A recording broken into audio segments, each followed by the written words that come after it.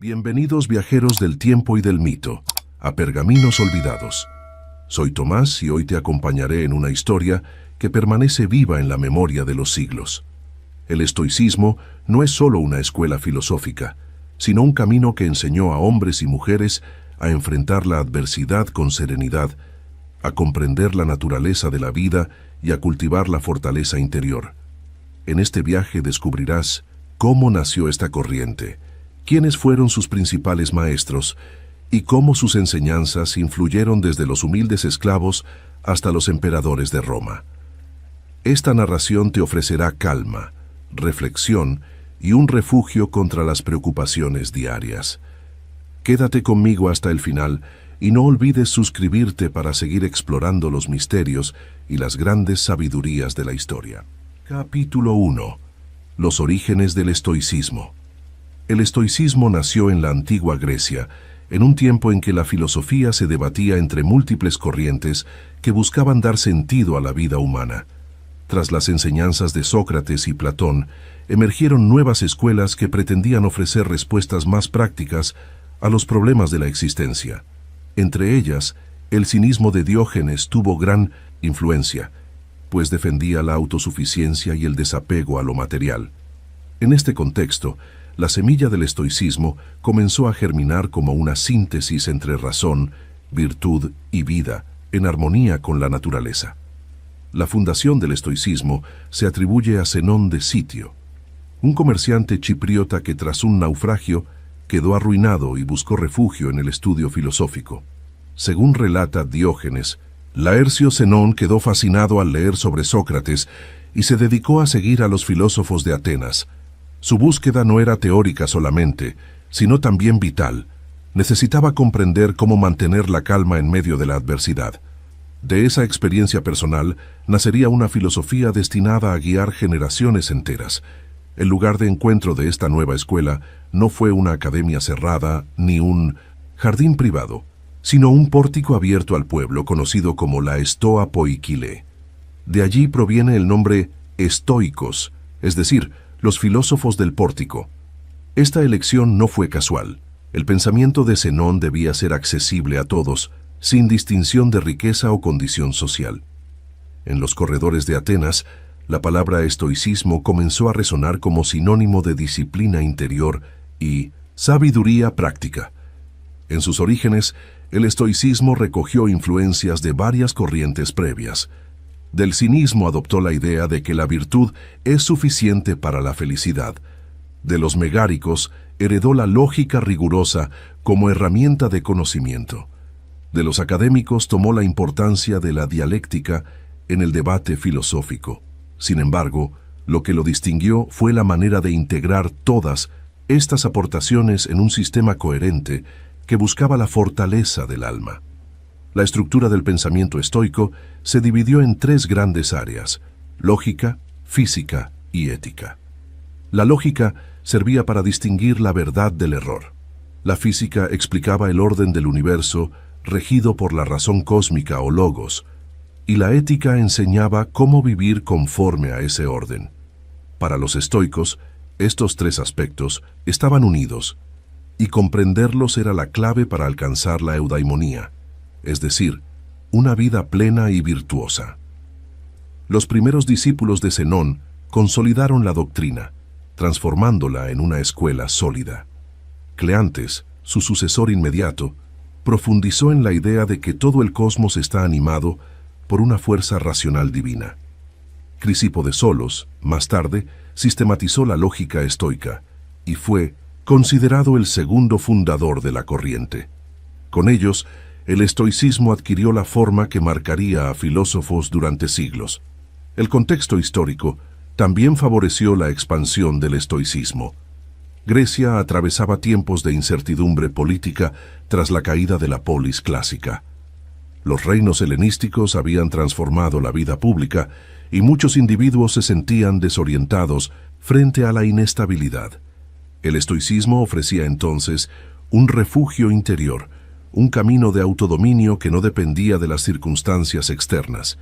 Esa promesa de fortaleza resonó profundamente en la gente. La relación con la naturaleza fue central desde el inicio. Los estoicos defendían que el ser humano debía vivir de acuerdo con la razón universal, como parte de un todo ordenado. Esta visión cósmica otorgaba sentido a la existencia y daba consuelo ante las desgracias. Nada ocurría al azar, pues todo formaba parte de un plan racional. La tarea del hombre era aceptar ese orden y encontrar paz en la aceptación de lo inevitable. A diferencia de otras escuelas, los estoicos no veían la filosofía como un lujo intelectual, sino como un ejercicio cotidiano. El conocimiento debía aplicarse en cada decisión, en la forma de reaccionar ante la ira, el dolor o la pérdida. Esta dimensión práctica convirtió al estoicismo en una guía accesible para cualquiera, desde comerciantes hasta gobernantes. Era un arte de vivir, no un simple discurso teórico. El surgimiento del estoicismo no se dio en aislamiento. Competía con el epicureísmo, que buscaba la felicidad en el placer moderado y la ausencia de dolor. Mientras los epicúreos recomendaban retirarse del mundo para alcanzar tranquilidad, los estoicos afirmaban que la virtud debía ejercerse en medio de la vida pública. Esta diferencia marcó una de las grandes divisiones filosóficas de la época. Los primeros siglos del estoicismo fueron de consolidación y debate. Los discípulos transmitieron las enseñanzas en la estoa, formando una tradición oral que luego sería recogida en escritos. Aunque muchas de las obras originales se han perdido, los fragmentos conservados muestran una preocupación constante por la lógica y la ética. La filosofía se transmitía como un entrenamiento del carácter, donde cada lección debía ponerse en práctica. El rigor del estoicismo se manifestaba en su visión del destino. Todo estaba gobernado por el logos universal, y aunque el hombre no podía controlar los hechos externos, sí podía controlar su actitud frente a ellos. Esa libertad interior era la verdadera fortaleza. El sabio estoico no se dejaba arrastrar por pasiones desordenadas, sino que respondía con serenidad, cultivando la virtud en cualquier circunstancia. El estoicismo temprano sentó las bases de una ética que trascendería fronteras y siglos. La idea de que la virtud es el único bien verdadero se convirtió en un principio inquebrantable. Frente a la riqueza, la fama o el poder, lo único que garantizaba la felicidad era la vida conforme a la razón y la naturaleza. Así se definió un camino de sabiduría al alcance de todos, incluso de quienes nada poseían. Los escritos de Crisipo reforzaron la dimensión lógica del estoicismo. Desarrolló teorías sobre proposiciones, silogismos y paradojas que influirían en la filosofía posterior. Aunque muchas de sus obras se perdieron, su labor organizó y defendió la escuela de críticas rivales. Gracias a él, el estoicismo se consolidó como una doctrina rigurosa, capaz de competir intelectualmente con otras corrientes de la época. Con el paso de los siglos, el estoicismo se expandiría más allá de Grecia y llegaría a Roma, donde alcanzaría su mayor difusión. Pero en sus orígenes fue una respuesta íntima a la fragilidad humana, un refugio en medio de naufragios, pérdidas y cambios. Desde el pórtico ateniense hasta la mente de sus discípulos, el estoicismo comenzó como un llamado a la fortaleza interior, enseñando que la verdadera libertad está en el dominio de uno mismo. Capítulo 2. Zenón de Sitio y los primeros discípulos. Zenón de Sitio nació alrededor del año 334 a.C. en la ciudad de Sitio, en Chipre, una región bajo fuerte influencia griega. Hijo de un comerciante, desde joven estuvo en contacto con el intercambio de bienes y culturas, lo que le dio una visión amplia del mundo. Su vida cambió radicalmente tras un naufragio que lo dejó sin fortuna, obligándolo a permanecer en Atenas. Fue allí donde, buscando orientación, encontró en los textos sobre Sócrates un camino que transformaría su destino. La tradición cuenta que, al leer la obra de Jenofonte sobre Sócrates en una librería, Zenón preguntó dónde podía encontrar hombres como aquel sabio. El librero le señaló a Crates de Tebas, un filósofo cínico, y desde entonces comenzó a formarse bajo su guía. La influencia cínica marcó profundamente a Zenón, pero no tardó en descubrir que su propia visión necesitaba ir más allá del rechazo absoluto a lo social y lo material. Durante años, Zenón se instruyó con distintos maestros, absorbiendo enseñanzas diversas. Con Crates aprendió el desapego, con Estilpón de Mégara, la lógica rigurosa, con Genócrates, discípulo de Platón, exploró la metafísica, y con 1900, Polemón, académico, estudió el autocontrol. Este recorrido formativo le permitió reunir piezas de diferentes corrientes y forjar una doctrina propia, en la que razón y virtud se entrelazaban de manera inseparable. A diferencia de los cínicos, Zenón no despreciaba la vida social ni política. Consideraba que el hombre debía actuar en la comunidad, pero con serenidad y dominio de sí mismo. Este matiz lo llevó a fundar una nueva escuela, cuya enseñanza principal era que la verdadera felicidad no dependía de las circunstancias externas, sino de la virtud interior. Así nació una filosofía práctica que invitaba a vivir en armonía con la razón y con el universo. El encuentro de Zenón con sus discípulos ocurría en la Stoa Poikile, un pórtico pintado en Atenas. Allí, rodeados de columnas y frescos históricos, conversaban sobre ética, lógica y naturaleza. A diferencia de la academia o el liceo, que eran instituciones cerradas, la Stoa estaba abierta al pueblo, y cualquiera podía escuchar las enseñanzas. Este carácter público reforzaba la idea de que la sabiduría debía ser accesible a todos. Los primeros discípulos de Zenón adoptaron con entusiasmo sus lecciones, transmitiéndolas con fidelidad. Entre ellos destacó Cleantes de Aso, quien sucedería a Zenón como líder de la escuela.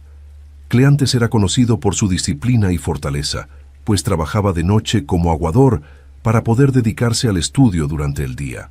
Su vida austera encarnaba la esencia del estoicismo, demostrando que la filosofía debía practicarse en cada acto cotidiano. Cleantes dejó escritos donde exaltaba el orden del cosmos, regido por una razón divina que abarcaba todas las cosas. Para él, la vida virtuosa consistía en aceptar ese orden universal y someter la voluntad individual a la naturaleza. Aunque menos innovador que Zenón, su fidelidad fue clave para preservar las enseñanzas originales y transmitirlas a la siguiente generación.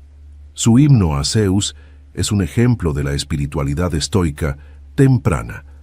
El discípulo más influyente fue, sin duda, Crisipo de Solos, considerado el verdadero sistematizador del estoicismo. Se dice que escribió más de 700 obras, organizando la lógica, la ética y la física estoica de manera rigurosa. Su capacidad dialéctica fue tan destacada que se afirmaba que sin Crisipo, la Stoa no habría sobrevivido. Gracias a él, el estoicismo se consolidó como un cuerpo doctrinal sólido frente a sus rivales. Los discípulos no se limitaron a reproducir lo aprendido, sino que aportaron matices propios. Crisipo, por ejemplo, desarrolló teorías sobre el determinismo y la libertad humana, explicando que aunque todo estaba sujeto al destino, el hombre conservaba la capacidad de asentir o rechazar sus impresiones. Esta idea fue esencial para reconciliar la noción de destino con la responsabilidad moral individual, un núcleo de la ética estoica. El trabajo conjunto de Zenón, Cleantes y Crisipo cimentó las bases de la escuela estoica. Cada uno aportó un pilar. Zenón fundó la visión original, Cleantes preservó su pureza y Crisipo le dio estructura lógica y filosófica. De este modo, la Stoa se convirtió en una referencia indiscutible para quienes buscaban un camino de sabiduría práctica en tiempos de incertidumbre. La vida personal de Zenón fue un ejemplo de coherencia con su doctrina. Se dice que vivió con gran austeridad, rechazando lujos y manteniendo una existencia ordenada y tranquila. Los atenienses lo respetaban profundamente, al punto de confiarle la educación de jóvenes y de honrarlo con coronas. Su muerte también fue relatada con serenidad. Tras un accidente menor, decidió que su tiempo había concluido y aceptó la muerte con calma. La influencia de Zenón y sus primeros discípulos se extendió más allá de Atenas. Sus enseñanzas comenzaron a llegar a otras regiones del mundo helenístico, donde el desarraigo político y social hacía que las personas buscaran consuelo en filosofías prácticas. El estoicismo ofrecía justamente eso, un refugio interior, un modo de enfrentar la adversidad sin perder la paz del alma. Estos primeros pensadores insistían en la necesidad de ejercitar la filosofía cada día. No bastaba con comprender conceptos, había que entrenar la mente, dominar las pasiones y cultivar la fortaleza interior. La práctica constante de la atención, el autocontrol y la aceptación del destino se convirtió en el núcleo del modo de vida estoico. Sus discípulos eran reconocidos por la serenidad que mostraban ante las dificultades. El legado de Zenón y sus discípulos no se limitó a sus escritos ni a su enseñanza oral. Inspiraron una forma de vivir que sería adoptada por generaciones posteriores de filósofos. La estoa se convirtió en un símbolo de resistencia intelectual frente a los cambios de la época. Lo que comenzó como la búsqueda personal de un náufrago se transformó en una tradición que trascendería siglos y geografías. Con Zenón de Sitio y los primeros discípulos, el estoicismo encontró su identidad inicial. La conjunción de teoría y práctica, la aceptación del destino y la búsqueda de la virtud como único bien verdadero, sentaron las bases de una filosofía inmortal. En ellos nació la promesa de que, más allá de la riqueza o la miseria, de la libertad o la esclavitud, el hombre podía ser dueño de sí mismo y hallar serenidad en medio del caos. Capítulo 3. El estoicismo antiguo en Atenas. Tras la consolidación de las enseñanzas de Zenón y de sus inmediatos sucesores, el estoicismo comenzó a establecerse como una de las principales corrientes filosóficas en Atenas. Durante los siglos III y II a.C., la ciudad se convirtió en el epicentro de debates entre escuelas rivales, académicos, peripatéticos, epicúreos y estoicos. Cada grupo ofrecía un modo de vida, pero los estoicos defendían con firmeza que solo la virtud era suficiente para alcanzar la verdadera felicidad. La presencia del estoicismo en Atenas no se limitó a la enseñanza en la Stoa Poikile. Los discípulos difundían sus ideas en plazas, foros y reuniones privadas, generando discusiones que llegaban incluso a los tribunales y a la vida política. Atenas, aún bajo la sombra de su esplendor clásico, seguía siendo un centro intelectual vibrante, y la Estoa se convirtió en uno de los símbolos de esa vitalidad filosófica. Los estoicos antiguos se caracterizaron por una rigurosa investigación en lógica y física, además de ética. La lógica era considerada esencial para discernir la verdad y evitar el error en el razonamiento. La física, entendida como el estudio del cosmos, y su orden racional, sostenía que todo estaba regido por el logos, una razón universal que impregnaba cada cosa. Esta visión natural y racionalista distinguía al estoicismo frente a otros sistemas. En lo ético, los estoicos de Atenas insistieron en que la vida buena no dependía de la riqueza, el poder o el placer, sino de vivir de acuerdo con la virtud. Los bienes externos eran considerados indiferentes. Podían ser preferidos o rechazados, pero nunca debían ser vistos como la fuente de la felicidad. Esta concepción radical llamaba la atención, pues rompía con la mentalidad común que buscaba seguridad en la fortuna o en el estatus social. El ambiente ateniense de aquel tiempo estaba impregnado de tensiones políticas derivadas de la influencia macedónica y posteriormente romana. Estoicismo ofrecía a los ciudadanos una forma de afrontar esa incertidumbre sin perder la calma. Frente a los cambios externos, los filósofos del pórtico afirmaban que la serenidad dependía únicamente del dominio interior. Esa propuesta de libertad personal atrajo a muchos que se sentían impotentes ante las fuerzas de la historia. Entre los estoicos de este periodo destacó Panecio de Rodas, quien viajó a Atenas y más tarde a Roma, difundiendo el estoicismo en ambientes políticos. Aunque pertenece ya a la etapa media del estoicismo, su formación inicial en Atenas le permitió conectar con la tradición más antigua. Panecio suavizó algunos postulados, adaptándolos a un público más amplio, y fue un puente entre la estoa griega y el mundo romano. El estoicismo antiguo también tuvo opositores que criticaban su dureza. Epicúreos y escépticos consideraban excesiva la idea de que el dolor o la desgracia no afectaban al sabio. Para ellos, esa postura era irreal y deshumanizada. Los estoicos respondían que no negaban el dolor, pero enseñaban que la mente podía sobreponerse y no ser esclava de las pasiones. Estas disputas filosóficas enriquecieron el panorama intelectual de Atenas.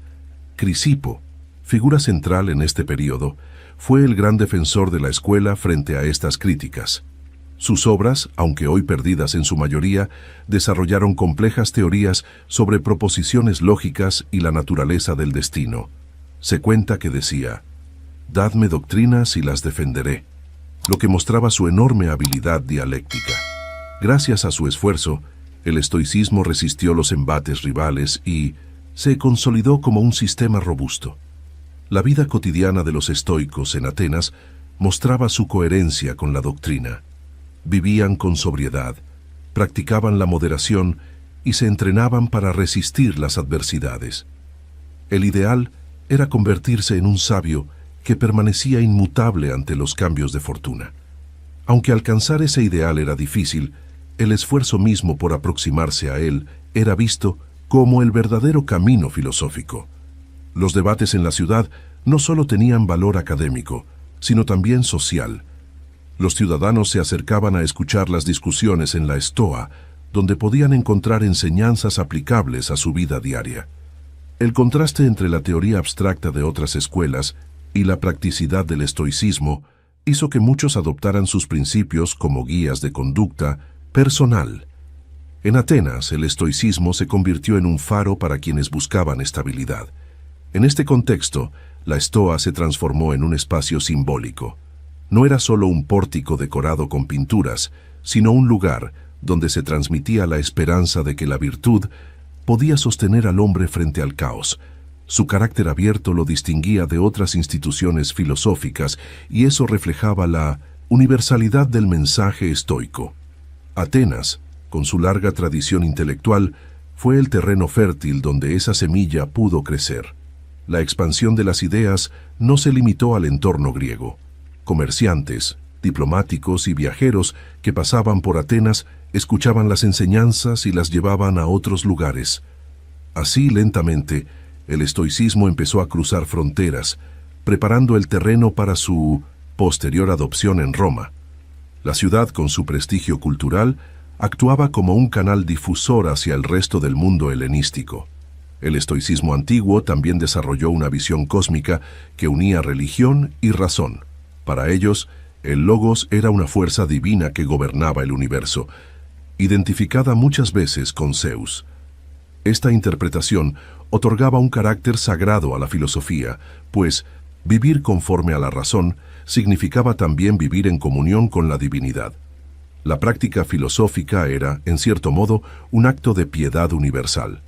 El impacto del estoicismo en Atenas fue profundo porque respondía a una necesidad de la época: cómo vivir en paz en un mundo incierto.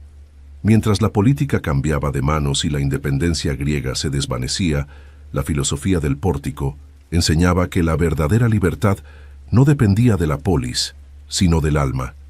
Esta idea de independencia interior marcaría para siempre el legado de la escuela. Así, el estoicismo antiguo en Atenas fue mucho más que un episodio inicial en la historia de la filosofía. Fue la etapa en la que el pensamiento del pórtico se consolidó como un sistema coherente, práctico y espiritual. Allí se forjó la base que permitiría su supervivencia durante siglos, preparando el camino para su traslado a Roma y para su influencia en pensadores que encontrarían en la estoa una respuesta eterna a los dilemas de la vida humana. Capítulo 4. Séneca y el estoicismo en Roma. Lucio Anneo. Séneca nació en Córdoba, en la Hispania romana, alrededor del año 4 a.C., en el seno de una familia acomodada. Desde joven fue llevado a Roma, donde recibió una sólida formación en retórica y filosofía. Su talento intelectual lo convirtió pronto en una figura destacada. Aunque su vida estuvo marcada por la tensión constante entre la teoría estoica y la realidad política del imperio, su nombre quedaría asociado para siempre al estoicismo en Roma. En su juventud, Séneca sufrió graves problemas de salud, especialmente afecciones respiratorias que lo acompañaron toda su vida. Estas dolencias lo acercaron aún más a la filosofía, pues lo obligaban a reflexionar sobre la fragilidad del cuerpo y la necesidad de fortaleza interior. La enfermedad, para él, se convirtió en una maestra que le recordaba la importancia de cultivar la serenidad frente al dolor inevitable. Su carrera política comenzó bajo el emperador Calígula, quien lo envidiaba por su brillante oratoria. Más tarde, bajo Claudio, fue acusado injustamente de adulterio con Julia Livila y condenado al exilio en Córcega. Durante esos años de destierro, Séneca se dedicó por completo a la escritura filosófica, desarrollando muchas de las ideas que después lo harían célebre. Allí escribió sobre la brevedad de la vida y la importancia de vivir cada día con plenitud. En el año 49 de Cristo, gracias a la influencia de Agripina, madre de Nerón, Séneca fue llamado de regreso a Roma. Se convirtió en tutor del joven Nerón, a quien intentó educar bajo los principios de la moderación y la clemencia. Durante los primeros años de gobierno, las cartas de Séneca y sus discursos revelan un esfuerzo sincero por orientar al emperador hacia la justicia. Sin embargo, el temperamento de Nerón terminaría imponiéndose sobre cualquier consejo filosófico. Séneca desempeñó un papel destacado en la política imperial, actuando como consejero y redactor de discursos oficiales. Su prestigio era enorme, pero también lo era la contradicción entre su fortuna personal y la austeridad defendida en sus escritos. Acumuló riquezas y propiedades, lo que le valió críticas de contemporáneos y de generaciones posteriores. Esta tensión entre riqueza y filosofía refleja la compleja realidad de aplicar el estoicismo en la vida pública. A pesar de esas contradicciones, sus obras transmiten un mensaje poderoso de autodominio y fortaleza. En De Vita Beata y De Brevitate Vitae, Séneca subrayó la necesidad de valorar el tiempo como el bien más precioso del ser humano. Insistía en que la vida no era corta, sino que nosotros la desperdiciábamos en ocupaciones inútiles, olvidando cultivar la virtud. Su estilo claro y directo convirtió estas reflexiones en enseñanzas universales. Uno de los aspectos más valiosos de Séneca es la profundidad de su ética práctica. En sus cartas a Lucilio, escribió sobre la importancia de mantener la calma en medio de la adversidad, de no depender de la fortuna y de aceptar el destino con serenidad. Estas cartas, llenas de ejemplos cotidianos, constituyen una guía de vida estoica que trasciende las fronteras del tiempo y todavía inspiran a millones de lectores. La relación con Nerón se fue deteriorando a medida que el emperador mostraba su crueldad y despotismo. Séneca intentó retirarse de la vida pública, alegando problemas de salud y edad, pero Nerón nunca dejó de verlo con sospecha. La tensión culminó en el año 65 de Cristo, cuando Séneca fue acusado de participar en la conspiración de Pisón. Aunque no existen pruebas sólidas de su implicación, fue condenado a suicidarse. La muerte de Séneca se convirtió en un ejemplo clásico del ideal estoico. Abrió sus venas con serenidad, conversó con sus discípulos y amigos hasta el final y aceptó su destino con dignidad. Tácito, el historiador, describió esa escena como una lección viva de filosofía, en la que el maestro mostró que no temía a la muerte y que la virtud era más fuerte que el sufrimiento. Su final selló para siempre su autoridad moral. El pensamiento de Séneca se centró en la idea de que la verdadera libertad estaba en el dominio de uno mismo. Ningún emperador, fortuna ni desgracia, podía arrebatar la calma del sabio. Defendía que la vida debía vivirse con simplicidad, reconociendo lo que está en nuestras manos y lo que pertenece al destino. Esta enseñanza, profundamente práctica, fue la esencia de su visión del estoicismo. Su estilo literario, breve, aforístico y cargado de imágenes, hizo que sus obras fueran accesibles y memorables. A diferencia de tratados técnicos, sus textos eran cartas y ensayos dirigidos a amigos o discípulos, lo que les daba un tono personal y cercano. Este estilo ayudó a que el estoicismo no quedara reducido a una élite filosófica, sino que pudiera ser comprendido y aplicado por personas comunes. El legado de Séneca en Roma fue enorme, no solo como filósofo, sino también como figura pública. Su vida mostró la tensión entre la teoría y la práctica, entre la austeridad defendida y la riqueza acumulada, entre la sabiduría filosófica y el compromiso político. Esa tensión lo hace profundamente humano y lo convierte en un ejemplo de cómo incluso los más sabios deben luchar contra sus propias contradicciones. Los estoicos romanos posteriores encontraron en Séneca una fuente inagotable de enseñanzas. Su influencia llegó al Renacimiento y a la modernidad, donde pensadores como Montaigne o Pascal lo leyeron con admiración. Sus textos siguen recordándonos que la serenidad interior es un refugio en medio de la inestabilidad y que cada día debe vivirse como si fuera el último. En definitiva, Séneca encarnó el espíritu del estoicismo romano, una filosofía que no se quedó en el pórtico griego, sino que se enfrentó a los desafíos del poder, la riqueza y la muerte. Su vida y obra nos muestran que, incluso en las condiciones más contradictorias, la voz de la virtud puede resonar con claridad. Fue maestro, político, escritor y mártir filosófico, y su influencia aún late en la memoria de la humanidad. Capítulo 5. Epicteto y la filosofía de la libertad interior. Epicteto nació alrededor del año 50 d.C. en Hierápolis, en Frigia, una región del Asia Menor. Desde su nacimiento fue esclavo, propiedad de Epafrodito, un liberto del emperador Nerón que gozaba de gran influencia en Roma. Su condición de esclavo no le impidió cultivar la mente, pues desde joven mostró una inclinación profunda hacia la filosofía. A pesar de las limitaciones sociales, su espíritu encontró en el estoicismo un camino de liberación interior. Las fuentes antiguas cuentan que Epicteto vivió durante años con problemas físicos, posiblemente una cojera que le dificultaba caminar. No se sabe si fue consecuencia de maltratos sufridos en su condición de esclavo o de una enfermedad.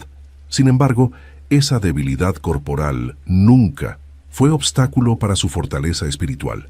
De hecho, la experiencia del dolor y la limitación lo acercó aún más a la idea estoica de que el cuerpo es externo y no debe dominar la mente. En Roma, tuvo la oportunidad de asistir a las lecciones del filósofo Musonio Rufo, un destacado estoico de la época. Bajo su guía, Epicteto profundizó en la importancia de distinguir lo que depende de nosotros de lo que no depende. Este principio, que más tarde sería la base de su enseñanza, le dio claridad para soportar su vida de esclavo sin resentimiento y para cultivar una libertad que no podía ser arrebatada por ninguna cadena. Con la muerte de Nerón y los cambios políticos posteriores, Epicteto obtuvo finalmente su libertad. A partir de entonces, se dedicó por completo a la enseñanza, reuniendo discípulos que acudían a él atraídos por su claridad y su ejemplo de vida. Aunque nunca escribió sus enseñanzas, su discípulo Flavio Arriano recogió sus palabras en las disertaciones y en el manual conocido como el Enquiridión, textos que transmiten la esencia de su pensamiento.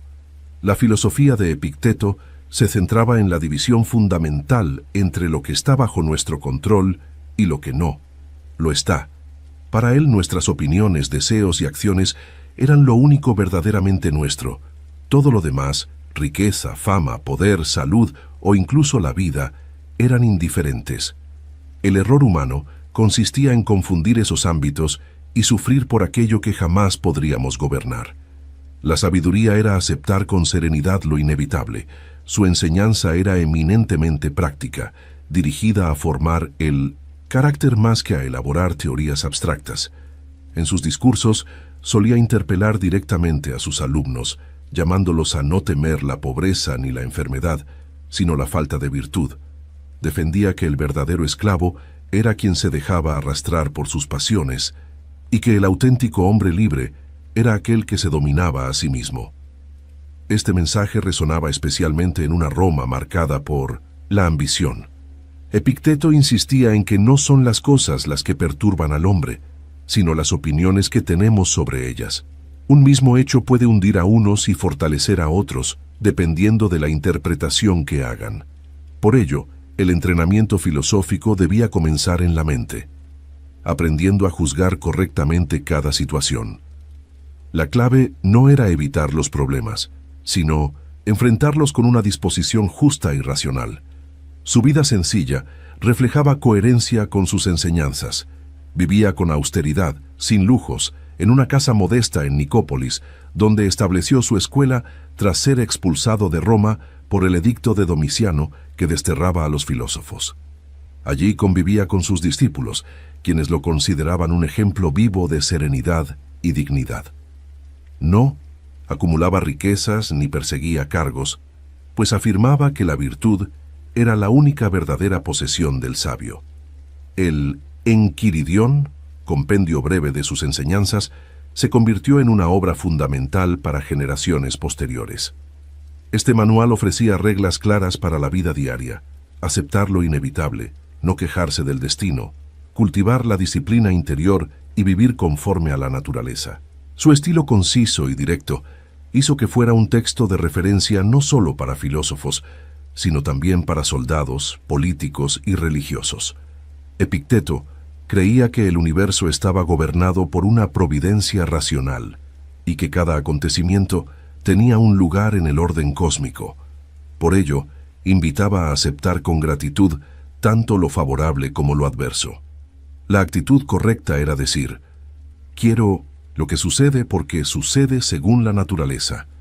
En esta aceptación encontraba la verdadera libertad, pues nada externo podía perturbar al que se alineaba con el logos universal. A diferencia de Séneca, que vivió en la corte imperial, o de Marco Aurelio, que gobernó un vasto imperio, Epicteto no tuvo poder ni riqueza. Sin embargo, su influencia fue inmensa, porque mostró que el estoicismo podía vivirse en cualquier circunstancia, incluso en la esclavitud. Su vida misma era un testimonio de que la filosofía no dependía de la posición social, sino del dominio interior. Las enseñanzas de Epicteto influyeron en muchos ámbitos de la antigüedad y más allá. Marco Aurelio, siglos después, lo leyó con devoción y lo citó en sus meditaciones. En el mundo cristiano, sus máximas fueron apreciadas por su afinidad con la idea de la libertad espiritual y el desapego de lo terrenal. En la Edad Moderna, pensadores como Descartes y Pascal también encontraron en sus palabras una fuente de inspiración. Su concepción de la libertad interior trascendía la política y las leyes. Para Epicteto, aunque un hombre fuera encadenado o castigado, siempre conservaba el poder de elegir su actitud. Nadie podía obligarlo a odiar, a desesperarse o a vivir indignamente. Esta convicción convirtió su enseñanza en un escudo contra la tiranía y la opresión, un mensaje de dignidad aplicable en cualquier época. Epicteto murió alrededor del año 135 d.C., probablemente en Nicópolis, dejando tras de sí un legado que seguiría vivo durante siglos. Sus discípulos continuaron transmitiendo su doctrina y el Enquiridión circuló ampliamente como un manual de vida práctica. Aunque no dejó escritos propios, su voz, preservada por Arriano, se convirtió en una de las más influyentes del pensamiento antiguo. En conclusión, Epicteto encarnó el ideal estoico de independencia interior. Desde la esclavitud hasta la enseñanza en libertad, mostró que la verdadera fortaleza no se encuentra en el control de los acontecimientos, sino en el dominio del alma. Su vida y su filosofía demostraron que, incluso en las condiciones más adversas, el hombre puede hallar paz y dignidad, aceptando con serenidad lo que el destino dispone. Capítulo 6. Marco Aurelio y la sabiduría del emperador filósofo. Marco Aurelio nació en Roma en el año 121 d.C., en el seno de una familia aristocrática que gozaba del favor imperial. Desde niño fue educado en la disciplina y en el estudio, destacando por su carácter serio y reflexivo. Adoptado por Antonino Pío, heredero designado de Adriano, fue criado para convertirse en emperador. Sin embargo, su vida no se limitaría al poder político.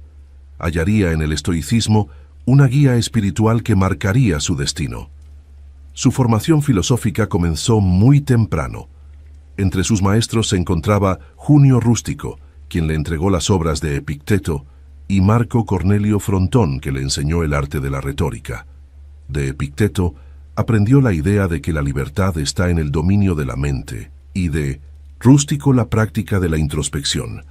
Estas enseñanzas fueron decisivas para un joven que pronto tendría que enfrentarse a la enorme carga del poder imperial. En el año 161 de Cristo, Marco Aurelio se convirtió en emperador junto a Lucio Vero, compartiendo el gobierno del Imperio Romano. Sin embargo, las responsabilidades fueron pesadas desde el inicio. Epidemias, guerras en las fronteras y tensiones internas marcaron su reinado. Frente a estas adversidades, recurrió constantemente a la filosofía estoica como refugio y orientación. Sus reflexiones más íntimas quedarían plasmadas en la obra conocida como Meditaciones. Las Meditaciones no fueron escritas como un libro destinado a la publicación, sino como un diario personal de ejercicios espirituales. Allí, Marco Aurelio dialogaba consigo mismo, recordándose los principios del estoicismo: aceptar el destino, controlar las pasiones y vivir conforme a la naturaleza. Estas páginas revelan no al emperador victorioso, sino al hombre que lucha por mantener la serenidad en medio de las pruebas más duras. Una de sus frases más célebres es: la felicidad de tu vida depende de la calidad de tus pensamientos. Esta idea resume su visión, que la mente es el único dominio verdaderamente nuestro. A pesar de ser el hombre más poderoso de su tiempo, reconocía que ni la riqueza, ni el ejército, ni las victorias podían darle paz si no cultivaba la virtud. El emperador filósofo se veía a sí mismo como un simple ciudadano del cosmos. El estoicismo de Marco Aurelio se reflejó en su manera de gobernar. Procuró ejercer la justicia, proteger a los más débiles y mostrar clemencia siempre que era posible. A diferencia de otros emperadores, evitó los excesos y buscó un equilibrio entre el deber y la humanidad. Aunque su reinado estuvo plagado de conflictos, fue recordado como un gobernante íntegro que intentó encarnar los valores filosóficos en la práctica política. Durante las campañas militares en el Danubio, Marco Aurelio llevó consigo sus reflexiones. Muchas de las meditaciones fueron escritas en los campamentos, entre batallas y dificultades. En esas condiciones adversas, reafirmaba que la verdadera fortaleza no estaba en las legiones, sino en la serenidad interior. La guerra, la enfermedad y la pérdida de seres queridos se convirtieron para él en recordatorios de la fragilidad humana. La peste antonina, que devastó al imperio durante su reinado, fue otra prueba dura. Millones de personas murieron, incluyendo soldados y ciudadanos de todo rango. Marco Aurelio afrontó la catástrofe con firmeza, organizando medidas sanitarias y ayuda a los afectados. En sus escritos insistía en que la muerte es un proceso natural y que el deber del hombre es aceptarla con dignidad. Esta actitud fortaleció la imagen de un emperador sabio y compasivo. En su vida personal, Marco Aurelio también enfrentó dolores profundos. Varios de sus hijos murieron en la infancia, y su esposa Faustina fue objeto de rumores y críticas. Sin embargo, en sus reflexiones nunca se queja amargamente, sino que recuerda que todo lo humano está sujeto al cambio. Sus palabras muestran la lucha íntima por transformar el sufrimiento en una oportunidad para cultivar paciencia y fortaleza. El contraste entre su inmenso poder político y su humildad filosófica resulta sorprendente. Mientras dirigía uno de los imperios más grandes de la historia, meditaba sobre la pequeñez de la vida humana frente al universo. Repetía que todo pasa, que incluso los nombres más gloriosos serán olvidados, y que lo único que permanece es la virtud. Esta visión cósmica lo alejaba de la vanidad y lo acercaba a la serenidad. El estilo de las meditaciones es breve, reflexivo y a menudo melancólico. No se trata de discursos públicos, sino de notas privadas en las que se anima a sí mismo a no caer en la ira, el miedo o el orgullo. Esa sinceridad hace que el lector contemporáneo sienta cercanía con un hombre que, a pesar de ser emperador, compartía las mismas debilidades y luchas interiores que cualquier persona. Marco Aurelio murió en el año 180 de Cristo, en Vindobona o Sirmio, mientras se encontraba en campaña. Su muerte marcó el final de la era de los llamados 5 buenos emperadores. Con él, se apagaba la figura de un gobernante que había intentado unir el poder político con la sabiduría filosófica. Su hijo Cómodo lo sucedió, pero encarnó todo lo contrario a su padre, alejándose de los principios de la Estoa. El legado filosófico de Marco Aurelio trascendió las fronteras del Imperio Romano. Durante siglos, sus meditaciones fueron copiadas, traducidas y estudiadas por monjes, reyes y pensadores.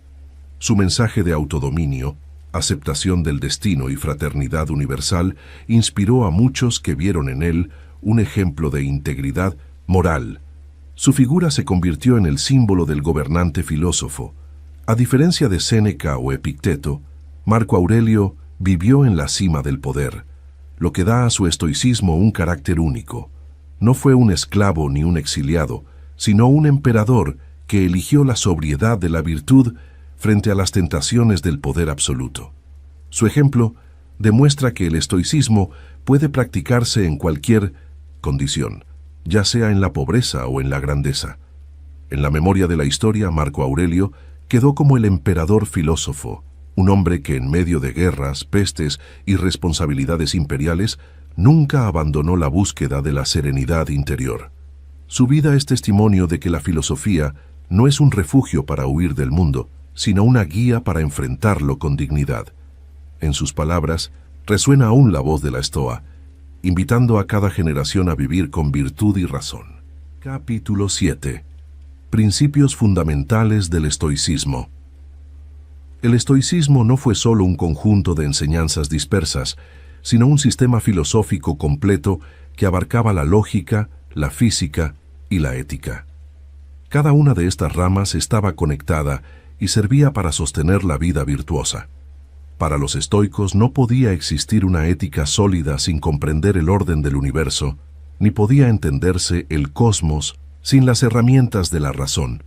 Todo formaba parte de una visión unificada de la existencia. Uno de los principios más importantes fue la idea del logos, la razón universal que gobierna el cosmos. Según los estoicos, nada ocurre por azar. Todo está impregnado de una racionalidad divina que organiza los acontecimientos. Esta convicción les permitía aceptar el destino sin desesperación, pues incluso las adversidades tenían un lugar en el gran orden del universo. La tarea del sabio consistía en reconocer y vivir de acuerdo con esa razón cósmica.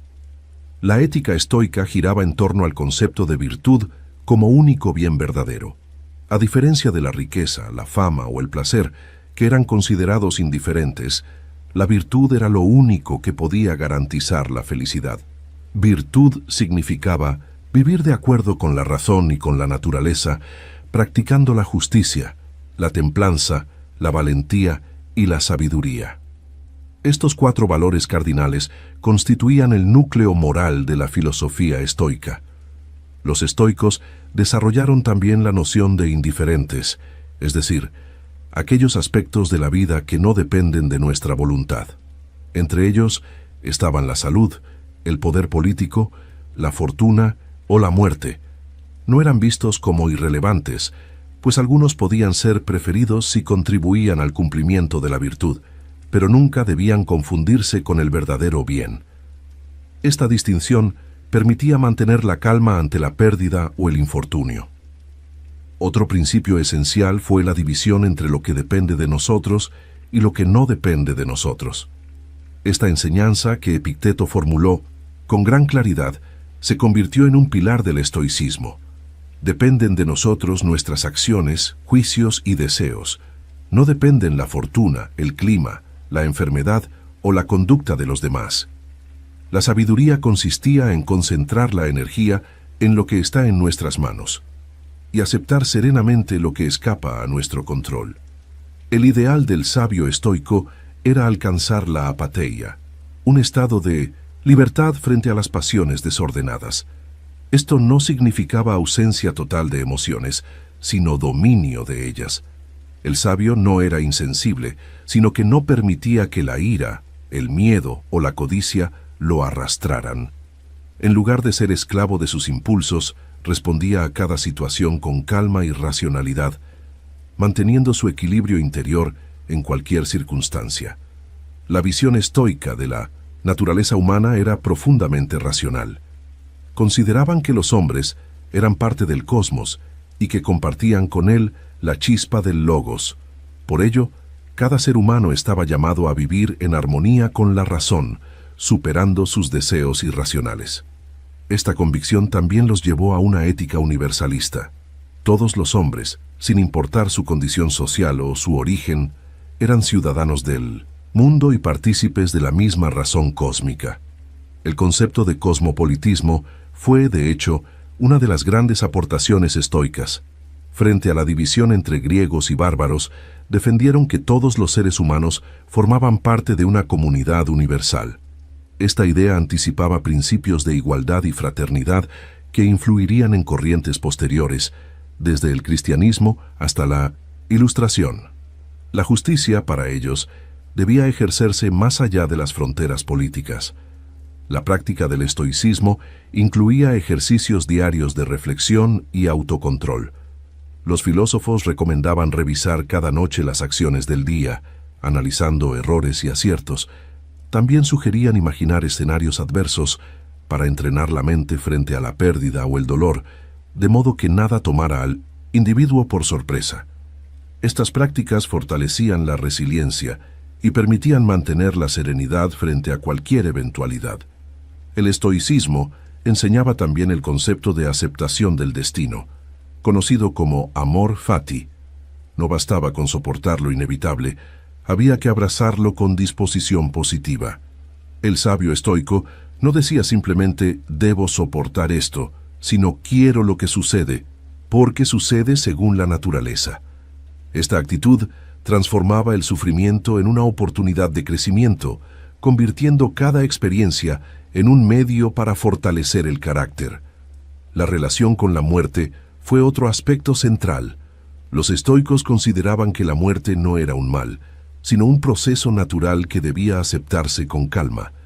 Prepararse para morir era, en realidad, aprender a vivir mejor, pues enseñaba a valorar cada instante. Marco Aurelio recordaba en sus reflexiones que la vida es breve y que la fama y la riqueza desaparecen, mientras la virtud permanece como único legado. En el ámbito de la lógica, los estoicos desarrollaron aportes fundamentales. Crisipo, en particular, elaboró un sistema de lógica proposicional que sería precursor de desarrollos posteriores en la historia de la filosofía. Para ellos, la claridad en el razonamiento era indispensable para alcanzar la verdad y evitar el autoengaño. La lógica no era un fin en sí mismo, sino un instrumento al servicio de la vida ética. La física estoica, por su parte, describía un universo gobernado por el fuego divino del logos. Todo estaba interconectado en un ciclo eterno de destrucción y regeneración. El cosmos era un organismo vivo, dotado de alma racional. Esta visión, aunque distinta de la ciencia moderna, ofrecía una base metafísica que daba sentido a la ética. Vivir de acuerdo con la naturaleza significaba aceptar ese orden cósmico en toda su grandeza. El estoicismo defendía también la práctica de la virtud en la vida pública. A diferencia de los epicúreos, que aconsejaban retirarse de los asuntos del Estado, los estoicos creían que el sabio debía participar en la comunidad, ejerciendo la justicia y el deber cívico. Esta dimensión práctica lo convirtió en una filosofía atractiva para políticos, juristas y gobernantes, quienes encontraban en sus principios una guía para actuar con rectitud. En conjunto, los principios fundamentales del estoicismo ofrecían una respuesta coherente a las inquietudes humanas.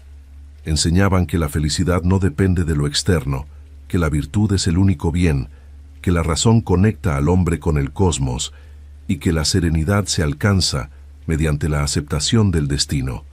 Por eso, más que un sistema teórico, fue un arte de vivir, capaz de guiar al ser humano en cualquier época hacia la fortaleza interior y la libertad del alma. Capítulo 8. El estoicismo a lo largo de la historia. Tras la época de los grandes maestros griegos y romanos, el estoicismo no desapareció, aunque su presencia directa en la vida pública se fue diluyendo.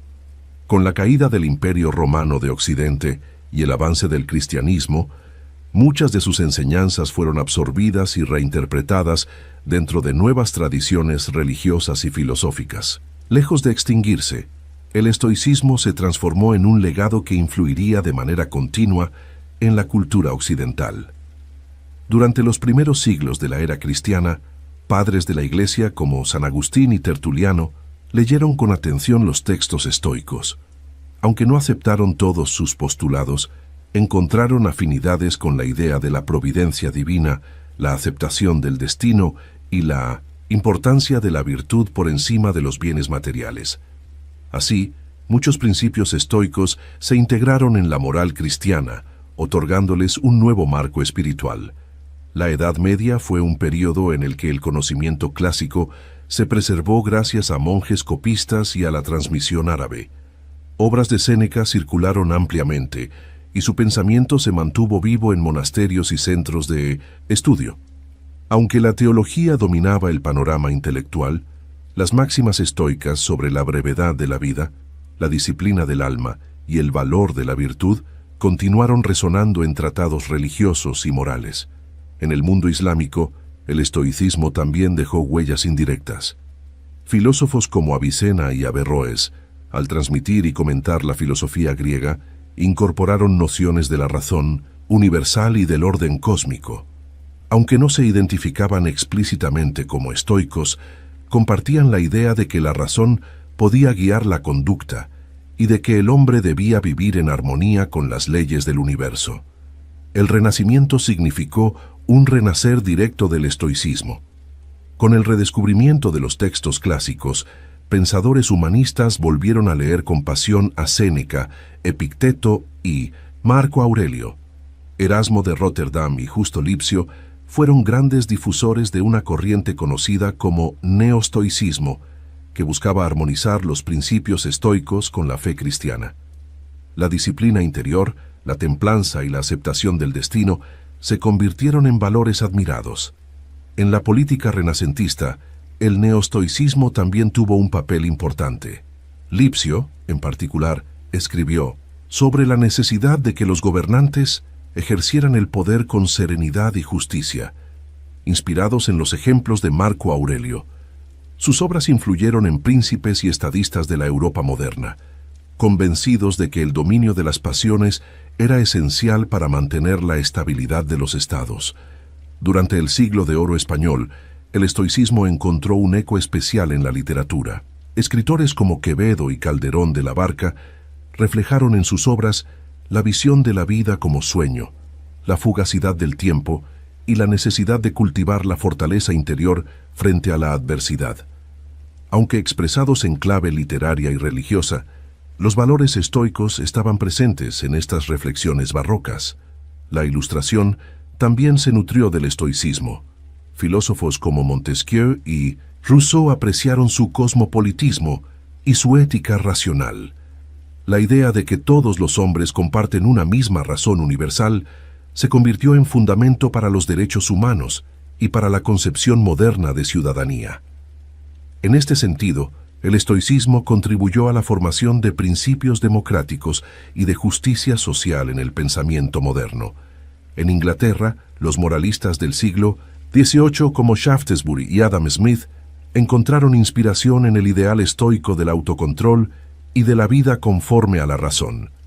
Incluso en la naciente economía política, la noción de que el interés individual debía equilibrarse con la virtud y la justicia reflejaba la influencia de la tradición estoica. La ética estoica estaba ya incrustada en el corazón de las sociedades modernas.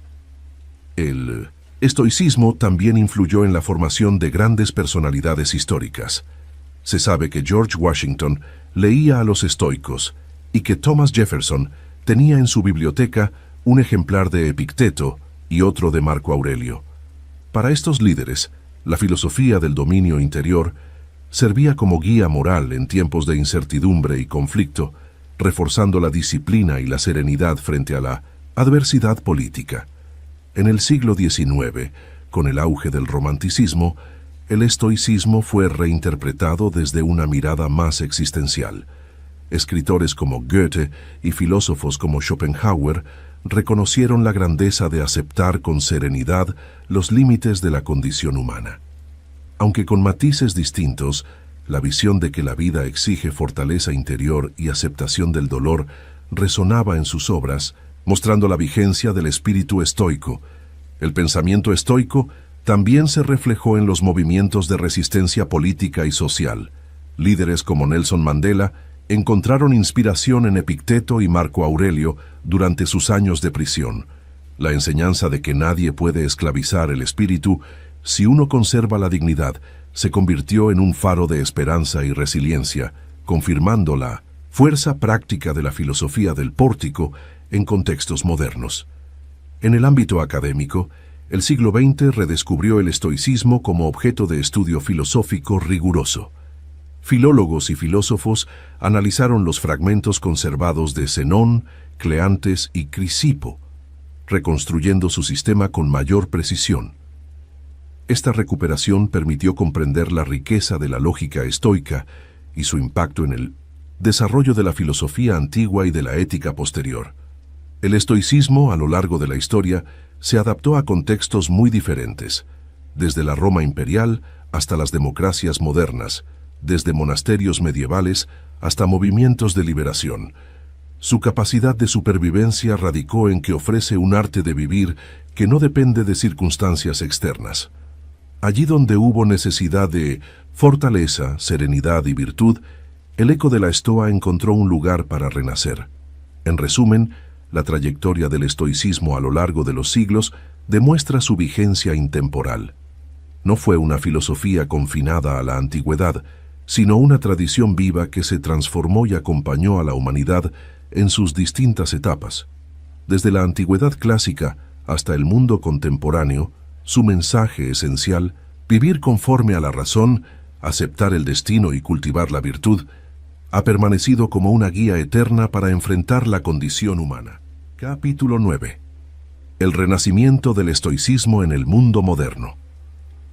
En los últimos siglos, el estoicismo ha experimentado un renacimiento sorprendente, adaptándose a un mundo radicalmente distinto al de la antigua estoa. Lejos de los foros romanos y los pórticos atenienses, hoy sus enseñanzas circulan en libros, conferencias y entornos digitales. Este resurgimiento se debe a que sus principios ofrecen respuestas prácticas a los problemas de la vida contemporánea, marcada por la incertidumbre y el estrés. El siglo XX fue clave en esta revitalización. En medio de guerras mundiales, crisis económicas y convulsiones sociales, muchos pensadores y escritores recurrieron a los textos de Séneca, Epicteto y Marco Aurelio en busca de serenidad. Filósofos como Pierre Hadot y Martha Nussbaum exploraron la filosofía antigua como un modo de vida, más que como un sistema abstracto. Gracias a ellos, el estoicismo volvió a ser visto como un arte práctico de existencia. El estoicismo también encontró un espacio en la psicología moderna. La terapia cognitivo-conductual, desarrollada a mediados del siglo XX, se inspiró directamente en principios estoicos, especialmente en la idea de que no son los hechos los que nos afectan, sino la interpretación que hacemos de ellos. Esta conexión hizo que la filosofía del pórtico se integrara en técnicas terapéuticas utilizadas en todo el mundo para tratar ansiedad, depresión y miedos. En el ámbito militar, el estoicismo fue redescubierto como una fuente de resiliencia.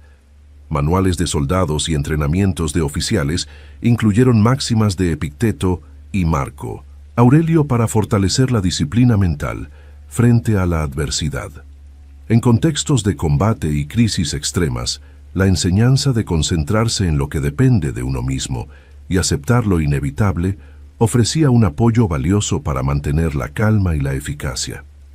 El auge del estoicismo en el mundo moderno se intensificó con el desarrollo de la autoayuda y la filosofía práctica. Autores como Ryan Holiday y William B. Irvine escribieron obras de divulgación que presentaban el estoicismo en un lenguaje accesible. Libros como The Obstacle is the Way y A Guide to the Good Life alcanzaron audiencias masivas, mostrando que los principios de los antiguos filósofos seguían siendo aplicables al liderazgo, al trabajo y a la vida diaria. Las empresas y el mundo corporativo también abrazaron estas ideas.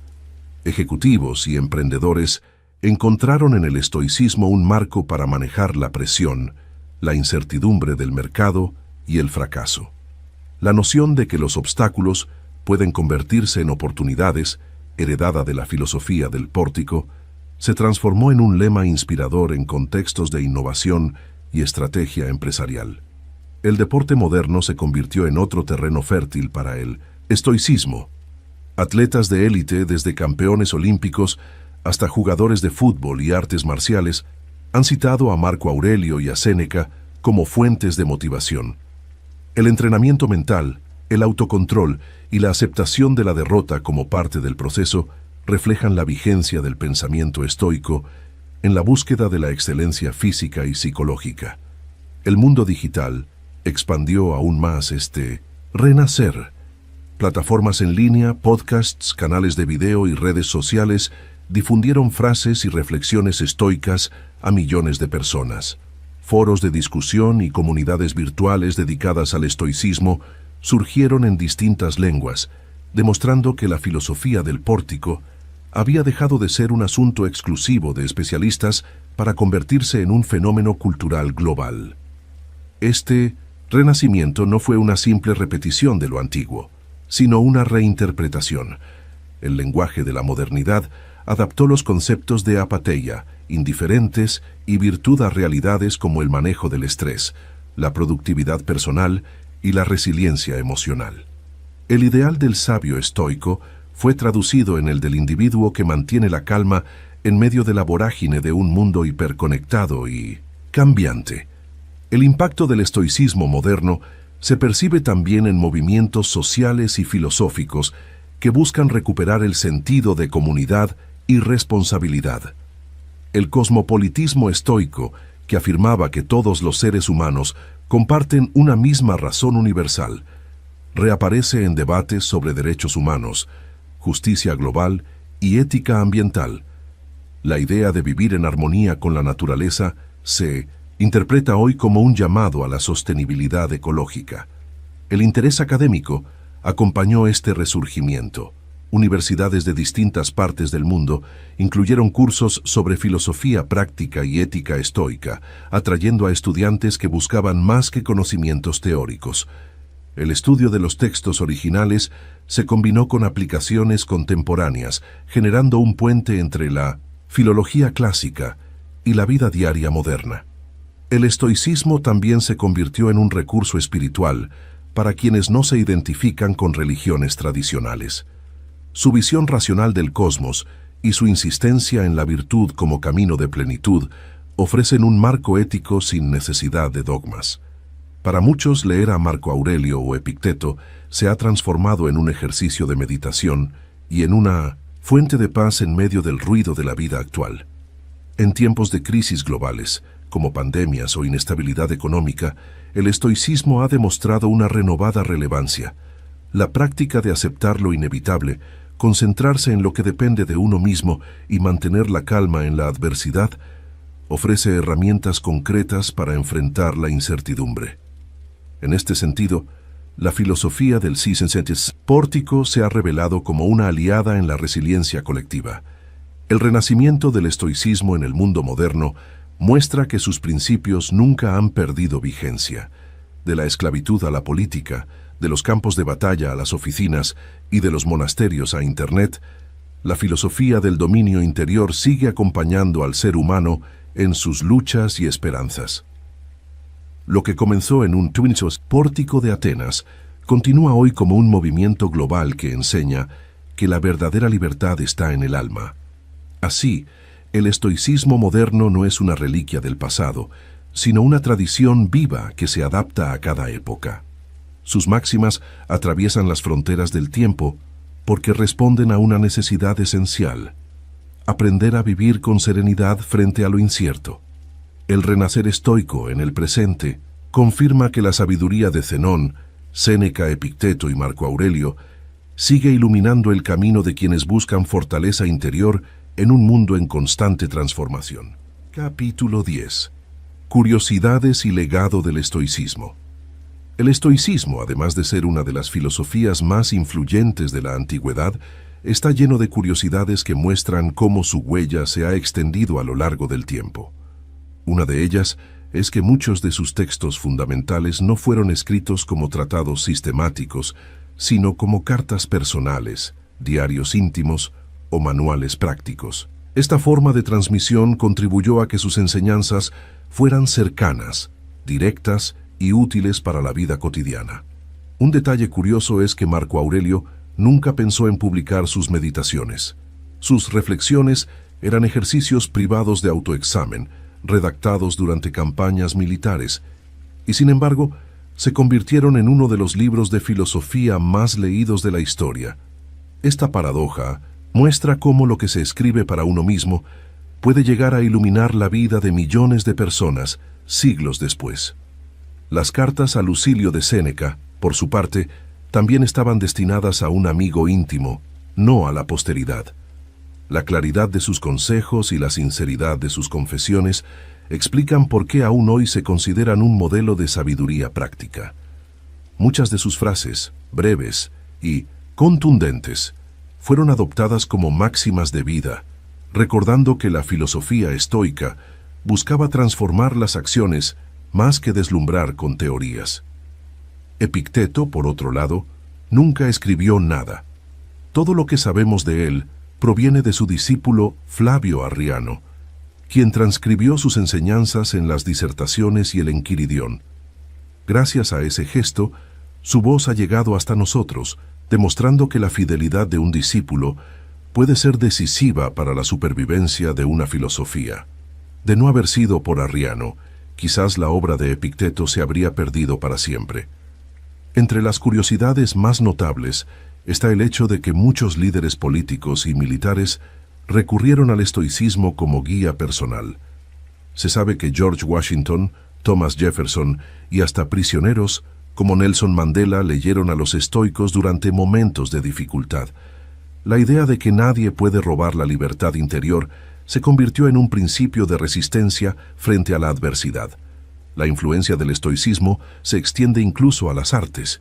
Pintores, poetas y dramaturgos de diferentes épocas incorporaron máximas estoicas en sus obras. En el siglo de oro español, Quevedo y Calderón de la Barca recurrieron a la visión estoica del tiempo y de la fugacidad de la vida. En la literatura moderna, escritores como Goethe y Borges reconocieron la fuerza de estas enseñanzas para reflexionar sobre la condición humana. Otra curiosidad es que el estoicismo fue, de alguna manera, una filosofía internacional desde sus inicios.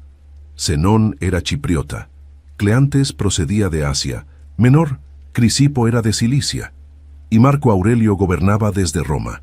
Ninguno de sus grandes exponentes fue ateniense de nacimiento, lo que muestra cómo el estoicismo trascendió fronteras y se convirtió en una filosofía cosmopolita por naturaleza. El legado del estoicismo también está presente en la ciencia moderna. Su énfasis en la lógica y la racionalidad influyó en el desarrollo de teorías del conocimiento. Además, su visión de un cosmos ordenado inspiró a pensadores que buscaban entender el universo como un sistema coherente. Aunque la física estoica fue superada por la ciencia, su intuición de que todo está interconectado encuentra eco en la visión contemporánea de la naturaleza. En el mundo de la psicología, la herencia estoica es evidente. La terapia cognitivo-conductual se basa en gran medida en la idea de que no son los hechos los que nos dañan, sino nuestra interpretación de ellos. Este principio, formulado por Epicteto hace casi 2000 años, Hoy sigue siendo la base de tratamientos clínicos aplicados en hospitales y consultas de todo el mundo. El estoicismo también dejó huella en la religión. Aunque el cristianismo se distanció de su concepción del destino y del logos, adoptó valores como la importancia de la vida interior, el dominio de las pasiones y la fraternidad universal. En algunos aspectos, el estoicismo fue un puente entre la filosofía griega y la ética cristiana, transmitiendo a la nueva religión un marco moral que reforzó su mensaje espiritual. En la modernidad digital, frases de Séneca y Marco Aurelio circulan en redes sociales, convirtiéndose en aforismos virales. Esta difusión masiva, aunque simplificada, muestra que el mensaje de serenidad, disciplina y fortaleza interior sigue teniendo vigencia. Lo que comenzó en un pórtico ateniense hoy llega a millones de personas en cuestión de segundos a través de una pantalla. Una paradoja interesante es que, aunque el estoicismo predicaba el desapego de la riqueza y la fama, muchos de sus principales exponentes fueron hombres cercanos al poder. Séneca fue consejero de Nerón, Epicteto vivió bajo la sombra de emperadores, y Marco Aurelio fue el gobernante del imperio más vasto de su tiempo. Esta tensión entre la filosofía y la política refleja cómo la práctica estoica debía ejercerse incluso en los contextos más difíciles. El legado estoico perdura porque sus principios son universales. Todos, en cualquier época, se enfrentan a pérdidas, dolores y frustraciones. La propuesta de aceptar lo inevitable, cultivar la virtud y encontrar serenidad en la razón resuena con la experiencia humana común. De ahí que su mensaje haya sobrevivido a imperios, religiones y sistemas políticos, manteniendo su frescura en cada generación. Otra curiosidad llamativa es la presencia del estoicismo en la cultura popular contemporánea. Películas, novelas y videojuegos han tomado referencias a Marco Aurelio o a las máximas estoicas para inspirar personajes de sabiduría y fortaleza. Sin proponérselo, la filosofía del pórtico ha alimentado narrativas de héroes modernos que enfrentan la adversidad con calma y determinación. En conclusión, el legado del estoicismo es tan vasto como diverso.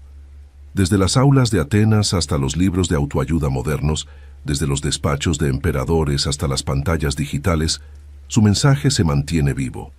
Las curiosidades que lo rodean demuestran su capacidad de adaptación, y su legado nos recuerda que la verdadera libertad no depende de las circunstancias externas, sino de la fortaleza del espíritu. Así, el eco de la Estoa sigue acompañando a la humanidad en su búsqueda de sabiduría y serenidad. Sabiduría y serenidad. Sabiduría y serenidad. Sabiduría y serenidad. Sabiduría y serenidad. Sabiduría y serenidad.